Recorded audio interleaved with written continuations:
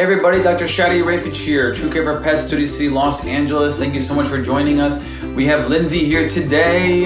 Hi. And we're going to be talking about a discussion. Actually, we're going to follow up with my previous discussion regarding being vegan or vegetarian. Is it actually making a difference? And Lindsay is vegan. And so I'd love to get her perspective on what it's like to be have a vegan lifestyle. Does she think that that she's making an impact on animal cruelty and animal ethics? And overall, does it seem to be something that's becoming more popular? Do people overall believe in any company out there that makes animal products that are worthwhile following in terms of their own ethics? So just want to get a real life perspective from somebody who actually walks the walk and talks the talk.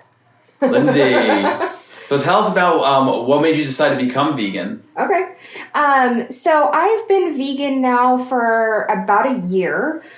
Before that, I was vegetarian for 5+ years.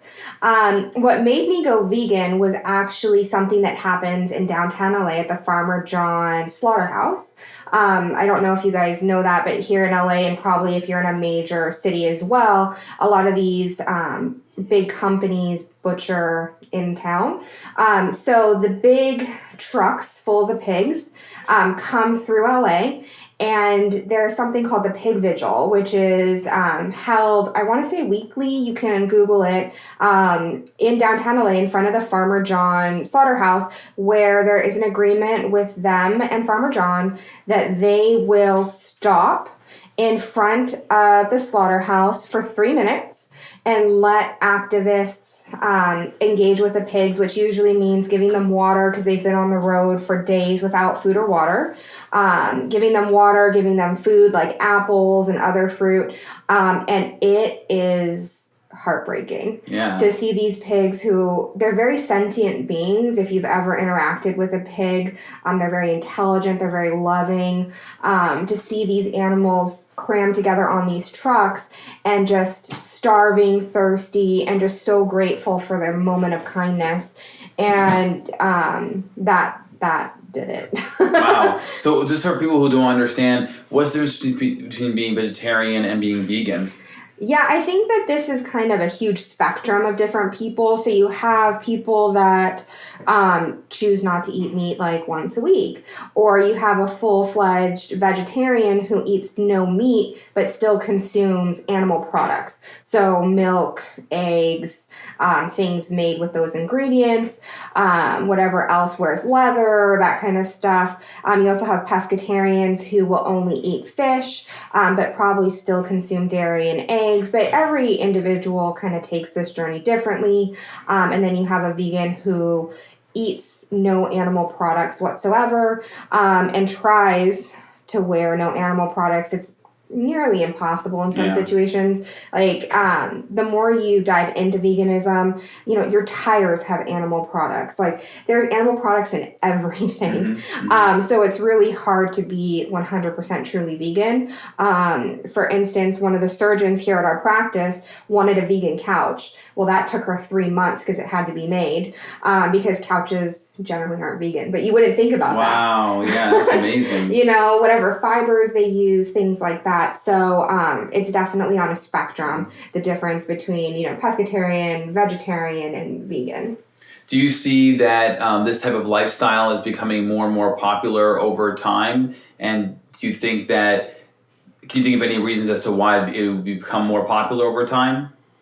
Yeah, I think I know it's 100% getting more popular. You can tell that by what markets are carrying, what fast food chains are offering. When you go to foreign countries, if you can find vegan food, which a couple of years ago you couldn't find anything. And now, you go to China, who eats just about everything, including dogs and cats, but you can find a vegan restaurant. You can find a vegan restaurant in Bali, India is actually pretty vegan friendly, but it's definitely a trend nowadays where you have Del Taco and Carl's Jr. carrying vegan options. And you go into a market and you can buy a ton of vegan options as well. So it's definitely gaining popularity. And I think it's twofold. I think one, it's become kind of a trendy thing where you see celebrities endorsing veganism. You have like Kat Von D and Beyonce and people like that who are vegan, who are kind of popularizing it. But then you also have this huge global warming trend, which can be attributed in part to the byproducts of farming animals. And I think it's kind of twofold where people get their motivation to be vegan. Mine, again, came from animal welfare, but it's also driven with the fact that we're ruining our planet. Mm-hmm, mm-hmm.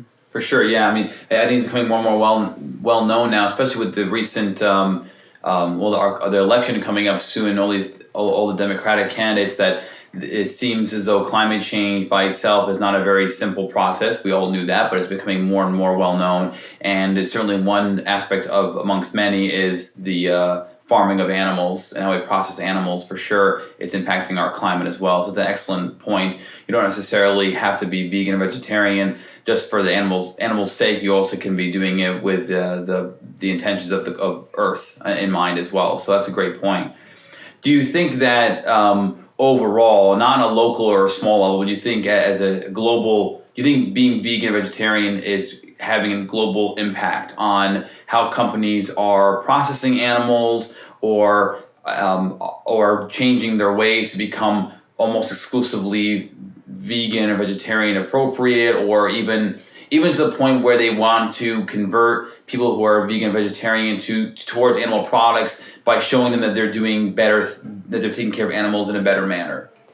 Yeah, I think that there's an effort in that direction. You see products labeled as, like free range or, happy cows, happy chickens, whatever it may be. But the truth of the matter is those standards are still very low, even though, free range doesn't mean that they live in a pasture and get to do whatever they want. It means they're let outside for X amount of time per day. Mm-hmm. So I think that they try to promote that, but I don't know that it's actually happening to the degree that would make people comfortable with how the animals are treated, especially with a lot of these farms coming up with investigations where people go undercover in there and they're finding that what they're saying doesn't align with what they're actually practicing. Mm-hmm. But I do think you see a lot of these big companies jumping on the vegan bandwagon because they see the profit in it.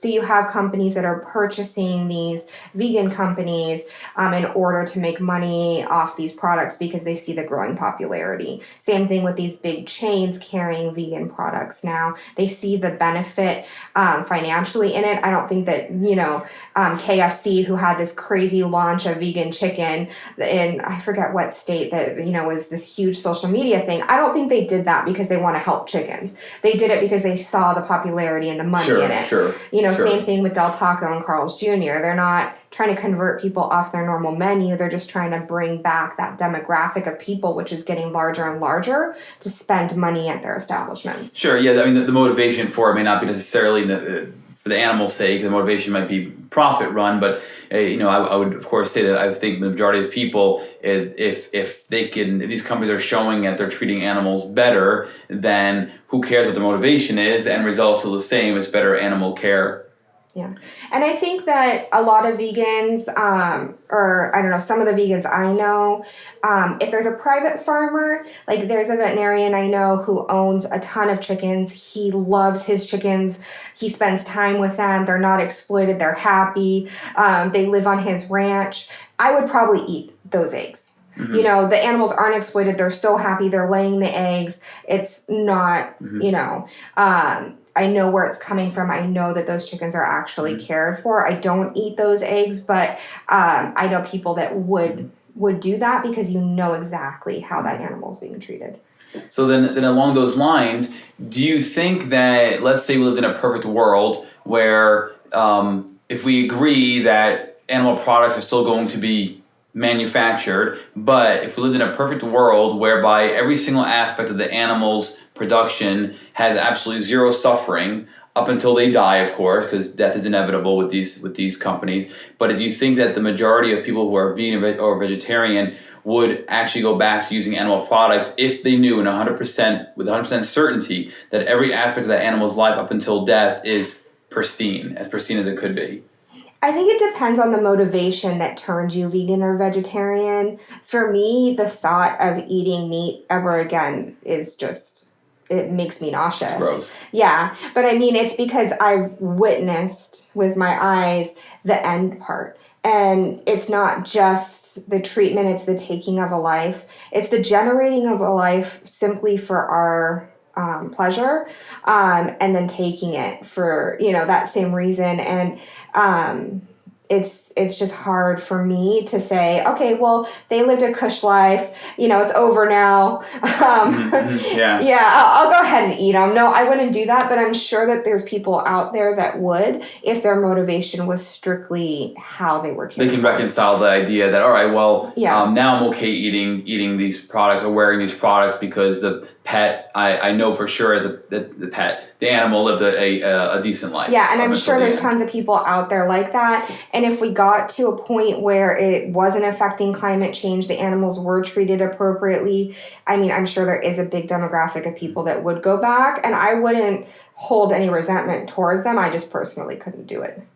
Now, I also made the argument in the previous podcast concerning vegan or vegetarianism that the process by which you can try and alleviate the animal suffering and improve animal ethics would probably also be an expensive endeavor. Mm-hmm. I would assume so. It probably would take more surveillance. It would take more room. It would take more quality control, more people on hand, better feeding practices, better medicine. So it would probably be more expensive, which probably translates to more money for the consumer. Mm-hmm. Do you think that this day and age, again, same question, ideal world, the animal suffering is kept to a minimum up until the very end, but the price of the products went up? Do you think most people that are right now vegan or vegetarian that also would transform into eating animals again or wearing animal products again, would they be willing to pay for a more expensive product if they knew the quality of the product was there?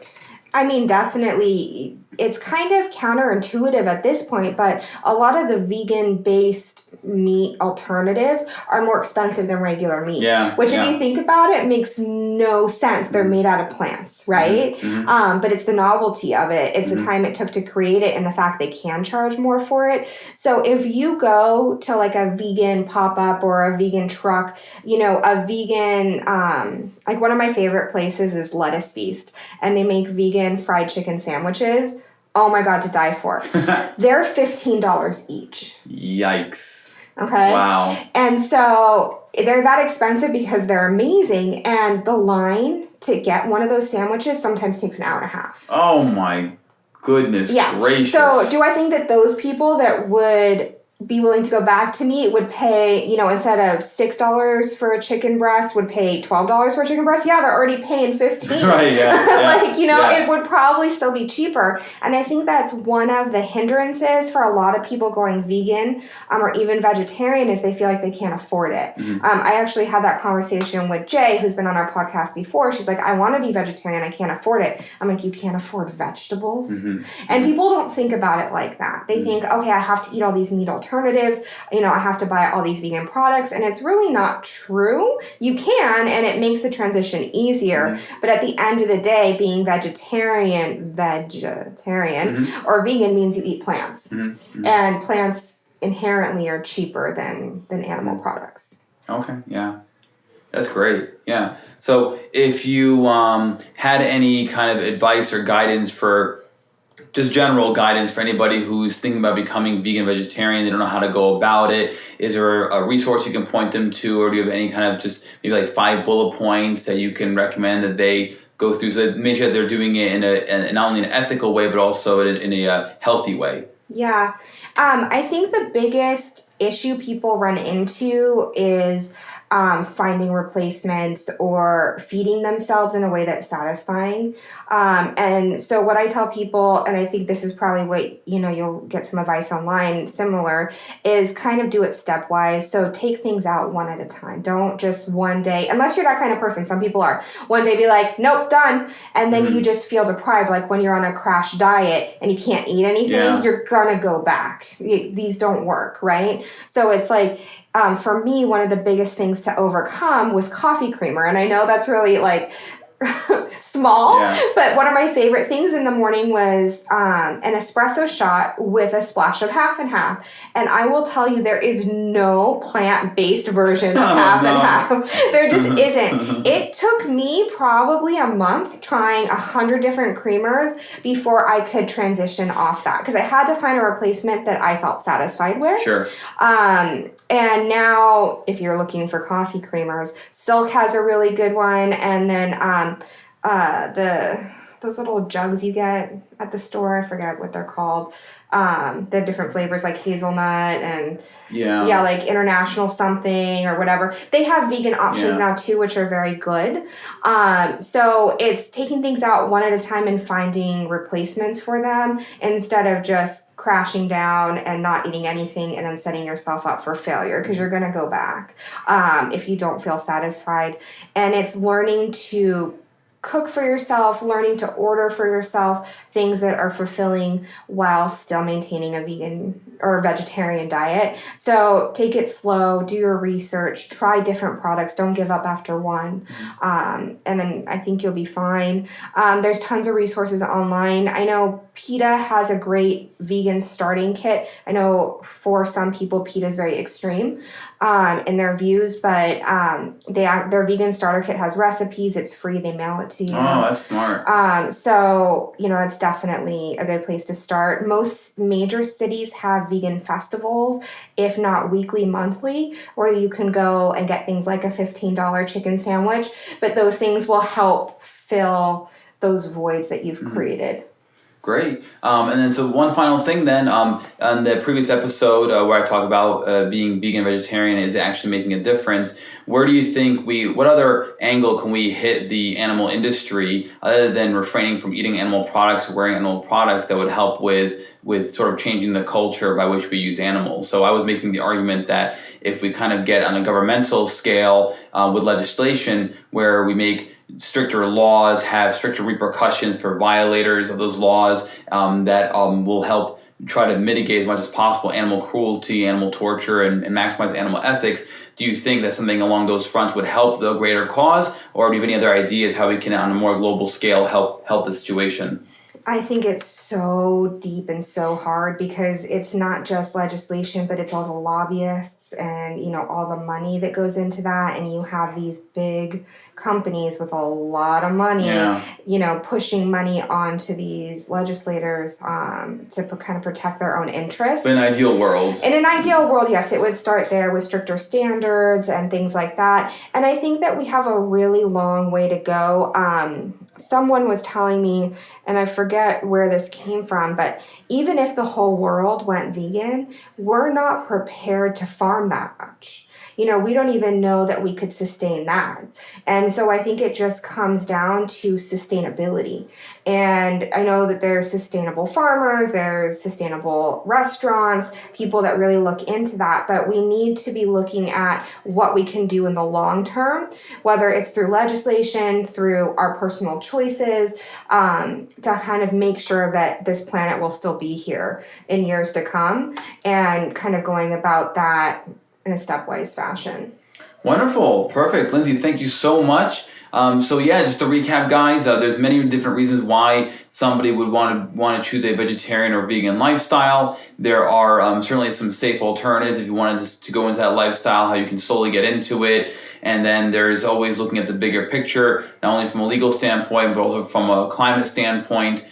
Just keep spreading the word, trying to help animals minimize cruelty, and just bring about awareness is probably the biggest things that we can do on a daily basis, especially with social media being such a common day use. Thank you so much, Lindsay, for being part of this podcast. Thank you, everybody, for listening. This is Dr. Shadi Ireifej, TrueCare for Pets, Studio City, Los Angeles. we'll talk to you in the next one. Take care. Bye. Bye.